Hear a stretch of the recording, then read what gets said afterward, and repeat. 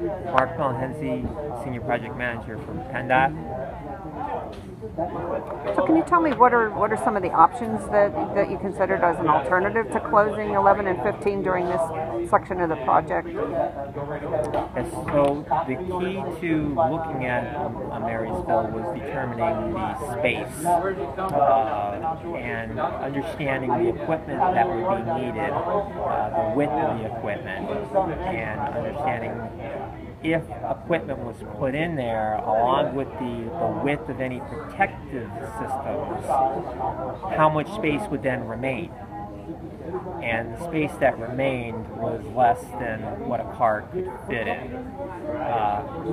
The other things that we had looked at or considered, could you put in a signal? And there's an issue with that because it's long, it's around a curve, and even if you could put in a signal, it all had to do with space. So really the controlling interest was the space on the roadway, then factor in the height.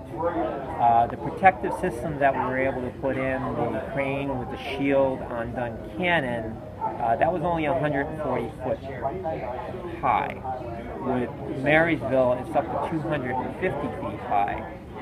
So there's concern that the boulders coming down at that height would hit at a height and jump the protective system. So that would have been a factor. The Duncannon project, if you notice and you look at the rock face on that, it's pretty, it's sloped.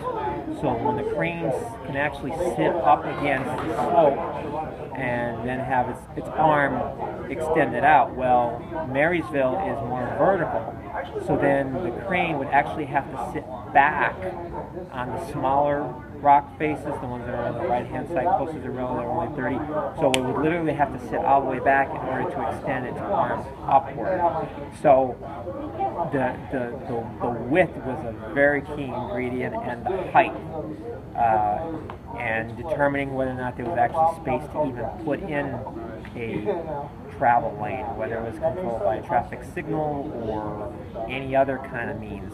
And there's just not enough space to do that, and there's not enough unforeseen safety that could occur by random stones falling at any given moment.